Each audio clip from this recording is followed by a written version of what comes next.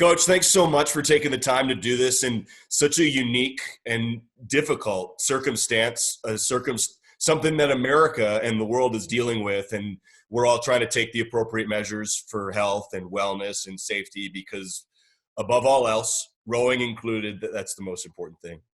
Yes, it is. I guess, it was obviously a bit of a shock.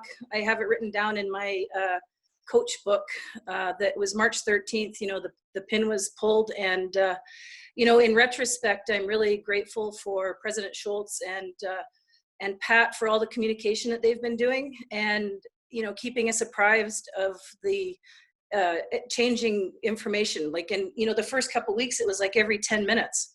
Something was changed. I had 2 student athlete meetings, one at noon and one at 1.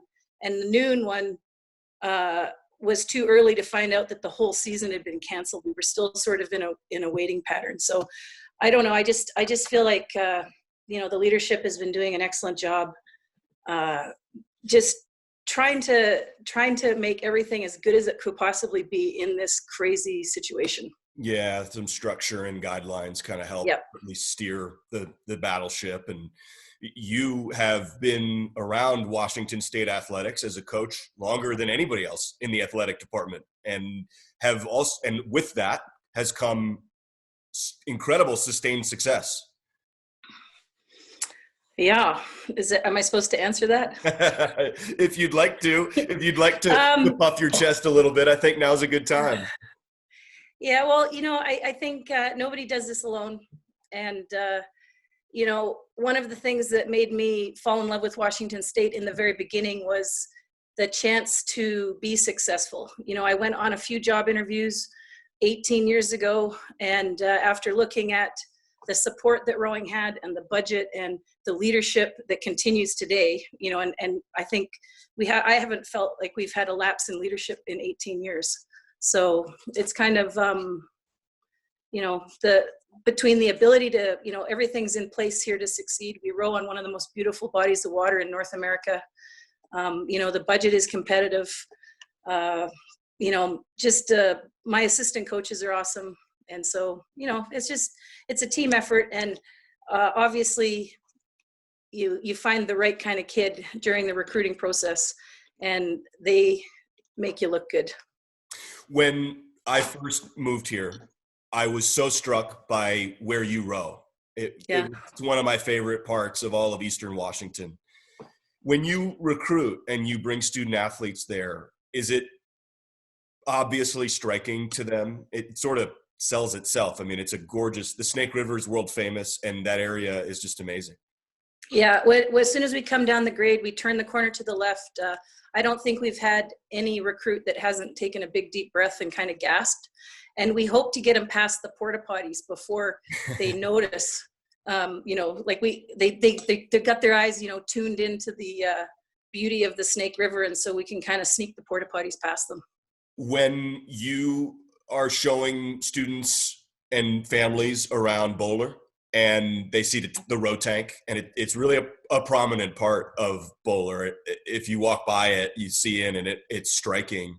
Is the reaction for practice time and maybe inclement weather or just off season, whatever the schedule might be, is that a similar reaction? It's an impressive facility. It's very impressive, and it remains impressive even though it's celebrated its 10.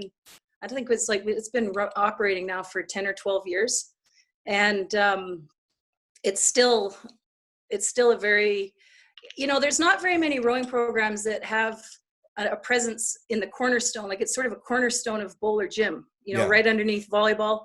And it's really, really nice for our athletes. When they go in, they do a lot of individual stuff in there, just working on technique and breaking up the monotony of erging. Our offices are right above it. And so we can always look down and bang on the window if somebody's doing something wrong. But it really is the great equalizer, because for obvious reasons, the Snake River has its beauty, but it doesn't make a ton of sense to make an elaborate boathouse that has, restaurants and, there's all sorts of boathouses all over the country that are sort of multi-purpose, and our location doesn't really lend itself to that. So it's pretty cool to have like a world-class facility inside of Bowler Gym. It's sort of the introverted version of, if the extrovert is the outwardly facing restaurants and all that you alluded to, you kind of get to come inside and be a team in that way. Yep. You have two current members, or you coached two current members of the Canadian Olympic team. What's that like, and having that sort of prestige, frankly, on the roster, and on having those student athletes on the team? Yeah, well, I think it's a multi-factored thing. Like, first of all, the recruiting. You find a kid that's so passionate with rowing, and you mix it with some genetic gifts, and they do the work. And one of the sad things about the Olympics being postponed is we would have had 4 Cougs at the Olympics. Yeva Adamavashute is a Lithuanian who made the women's double for the Lithuania. And our own Ivy Ellen Quaintance, who's coming back. Well, she was coming back next year, but I think she wants to come back the year after the Olympics. She's still scheduled to do her senior year.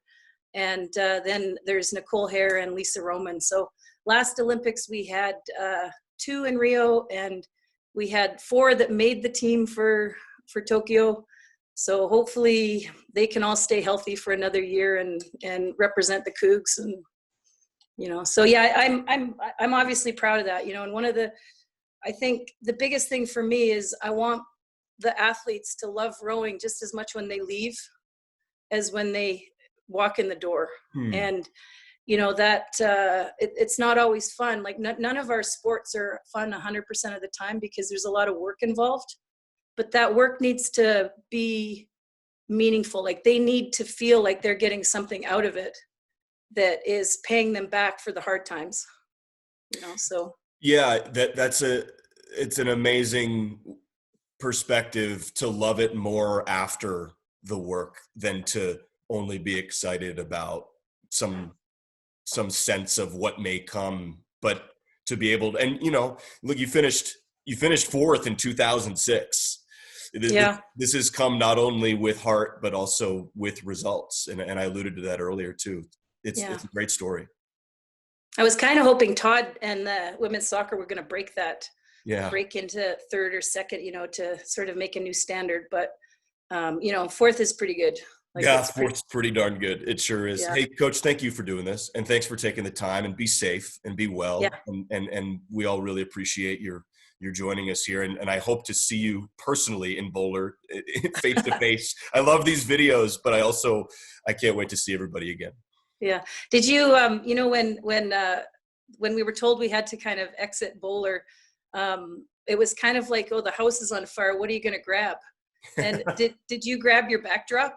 For a little bit of time, and I don't know the degree to which like FedEx and UPS are still functioning, but we had a discussion, and I am home, and they overnighted it. So we were scrambling, and so it was like, hey, how do we get in touch with everybody, and how do we make it look right? How do we make it somewhat professional? And my house is I love my home, but this is great too. So that's funny. Yeah, we utilized whatever was left at the time of overnight shipping. Yeah. All right. Well, thank you very much, Matt. Thank you, Coach.